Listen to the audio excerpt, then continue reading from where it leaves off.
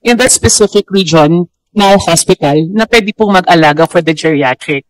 So, it's still on process po, and maybe fundings din po for the DOH hospital that we need the separate ward for the geriatric patients.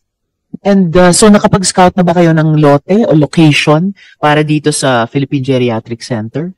At the moment po, for the Philippine Geriatric Center, wala pa po siya. But we welcome that idea if it's possible with our legal and the health.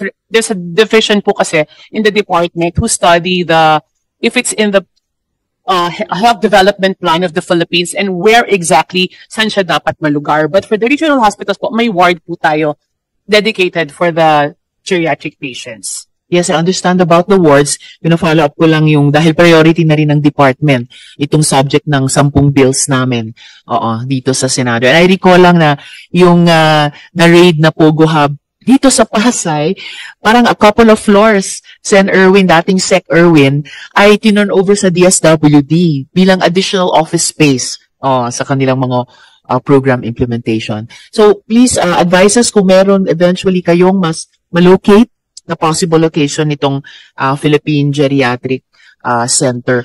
Then could I start from this side naman po sa mga resource persons natin? Well, I ask everyone, pakisubmit po yung position papers nyo on the Philippine Geriatric Center bills. Pero kung merong resource persons na may major recommendations or proposed amendments sa bills na ito, could we hear from you now? All right, Yusek Emiliza. For the Madam Chair, Your Honor, we would like to propose that the oral health of each geriatric be of concern to the honorables because ito po nga ay isang parang sequel of everything. If you cannot eat, then you will be malnourished. And if you're malnourished, hindi ka rin po magpo-function ng tama. And apparently, the oral health in the entire Philippines is not given that priority in terms of budget and pansin. Hindi po siya nagiging equally important as the eye, equally important as the heart.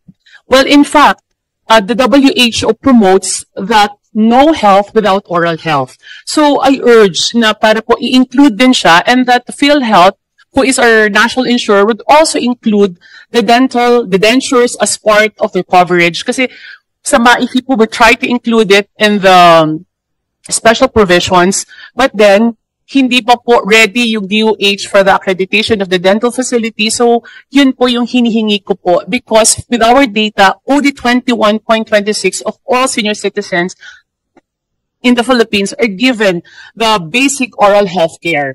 So, napakababa po, but this is equally as important as other parts of the body. Dahil yung mga hypertension po, natatanggal na rin ng ipin or nagkakaroon ng problema with the gums, and then bleeding gums, ganun din po ang diabetic. So, lahat ng non-communicable diseases are expressed in the oral health. So, sana po hindi din po siya bigyan po siya ng pansin as budget and equally important. Kasi po sa DOH, under lang po siya ng disease prevention. There's no specific bureau dedicated for the oral health. Kaya, among the Western Pacific region, which the Philippines is included in, ang pangit po ng ating location with regards to the oral health. Thank you, Madam Chair. Thank you, Yusek, and well noted. Mapag-uusapan din yan sa last topic natin after we conclude this part on the assistive devices to include dentures. So, yes. Okay. Maraming salamat, Sen Erwin. Sige po. Before I go to our resource person starting on my right, yes, Asek Sakilawon. Madam Chair, just a quick interjection and manifestation, Madam. On the part of the DOH, we also suggest that the functions of the Philippine Geriatric Center shall align with those outlined for National Specialty Centers under RA 11959. Currently, it is the Jose Reyes, including clinical service delivery, research, training, and coordination with relevant professional organizations as further defined in the implementing rules and regulations, Your Honor. That would be all, Madam Chair. Salamat, Asek. That's helpful. Para kung aligned na dun sa pagkakilanlan natin sa National Specialty Centers. Thank you po. Alright, so our resource persons here, meron po bang major recommendations or proposed amendments sa ating Philippine Geriatric Center bills? Sino po sa inyo ay mayroon? Yes, Miss Emily, of course. Yes, thank you po, Madam Chair. Actually po, maganda. We fully support the bills on geriatric center. Kasi based para my experience po, for example, we have one in Bicol region, in Camarines Sur. So malaking tulong po talaga sa mga nakatatanda. So talagang may specialized services for older persons there. Kaya lang, I also want to support the recommendation po of Senator Tulfo na sa RA 9994, ando doon na po na dapat lahat ng government hospitals may geriatric wards. Unfortunately, kinakabit lang po din nila sa ibang wards. So, hindi po talaga siya fully nakahiwalay. And at the same time, napakaliit po nung capacity. Like, 10, 5, ganun lang po. May mga hospitals po based doon sa nakarang hearing na attendan ko at last time. May sinasabi po sila na parang may allocated lang na 10 beds. So, kulang na kulang po talaga. So, though, dilalabi natin na ma-push po itong bills na to, pero mas magandang strengthen din muna yung current na law na hindi pa po fully na-i-implement. So, yun lang po siguro, Madam Chair, yung aking recommendation for now. Thank you. Thank you din, Miss Emily. Actually, yung recommendation nyo ni Senator Erwin, pwedeng sunrise provision yan Parang phase, no? Phase transition from ward to regional specialty center to yung national geriatrics na. So, need lang po dyan na i-tighten yung service delivery network, yung pillar na yun ng ating universal healthcare. So, salamat po.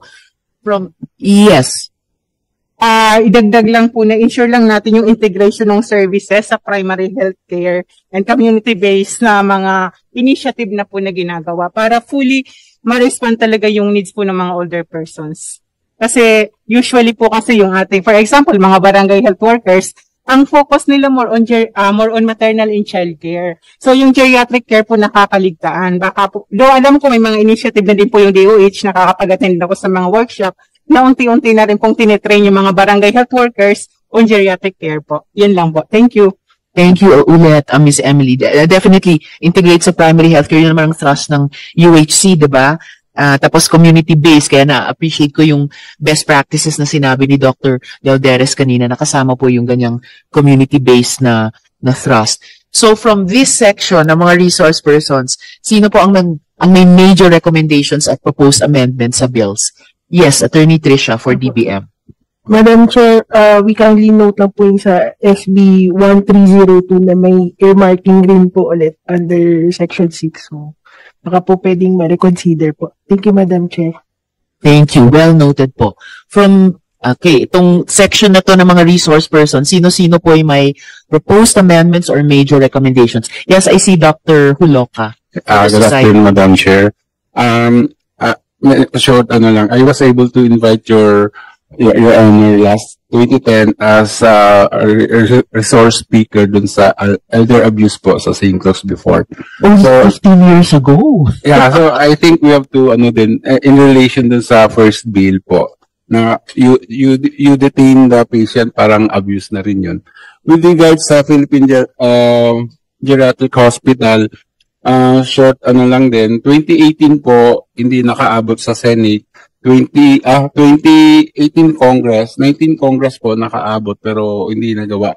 I'm happy right now na at this early stage, inaayos na po natin. So we support the creation ng independent na, as mentioned by Dr. Lauderes, na hiwalay na hospital.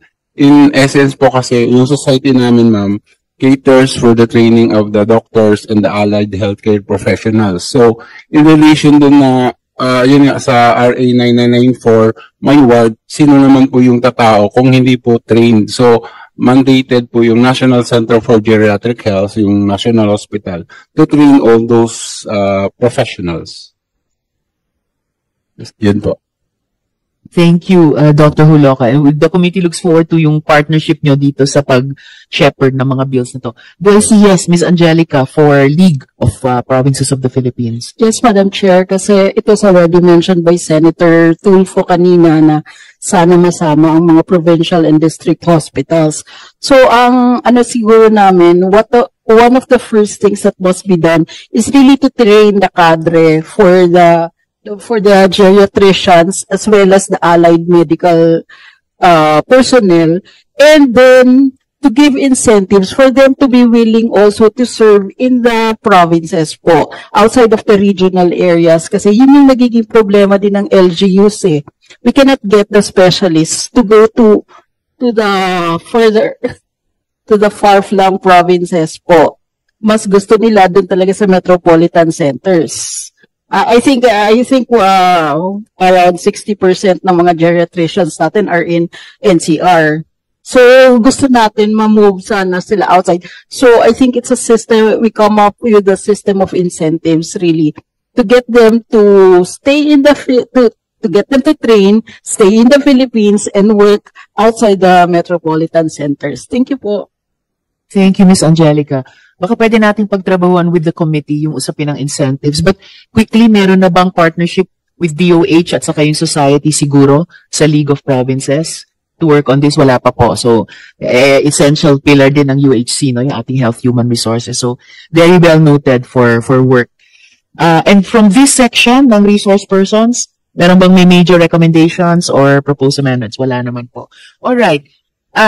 So, bilang priority legislative agenda ng DOH at ng National Center for Senior Citizens, I hope, National Commission rather, sorry, I hope we'll be able to work closely to finalize the committee report on the couple of bills under consideration.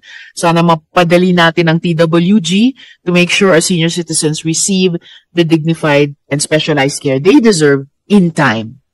So this hearing, or this part of the hearing on measures on geriatric centers is concluded. And last in today's agenda, at salamat sa mga nandito pa rin hanggang ngayon,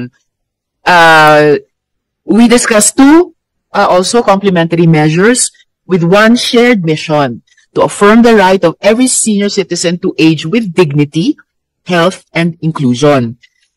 Senate Bill 712 mandates that essential assistive health devices, dentures, prescription glasses, and hearing aids be provided for free to indigent and senior Filipinos. No seniors should be forced to choose between food and the ability to hear, see, or even smile.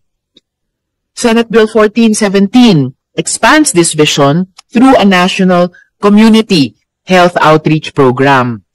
It brings health services directly to our seniors, particularly those with functional disabilities, through regular barangay-level visits, hygiene kits, and accessible assistive devices. This bill is about reaching the forgotten, those who can no longer go to the center, who live alone, or who are otherwise unseen by the system. And these are not handouts. They are a public commitment to universal healthcare that is both accessible and proactive. So our goal today, our last goal for this afternoon, is to harmonize these measures into a seamless policy package. Free essential health devices under PhilHealth, barangay-level service delivery for those who can't travel, and institutional accountability for implementation and equitable reach. So, let's listen to our resource persons and move this bill forward for the benefit of the lolas and lolas who contributed, and many still contribute, to our economy and our country, and now deserve to live their final decades or years with dignity and care. So let's start again from this side.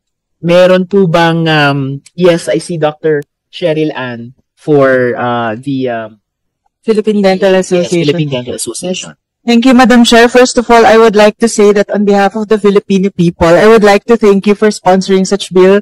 After everything that is happening in the country, this is a spark of hope and optimism for us Filipinos. Now, let me begin by sharing briefly what was mentioned by Yusek Chong. We are actually ranking third in the Western Pacific region as having the most number of bulok ng ngipin. And that is not a good status for us Filipinos. And I would also like to cite a specific portion of the bill po. And it's under section 5, letter G, train barangay health workers and volunteers to deliver services. I hope we could also include training for dental workers or the dentists, because as we know, we are operating on 1 into 50,000 or more, one government dentist to 50,000, which is not the ideal ratio for our government dentists to work on.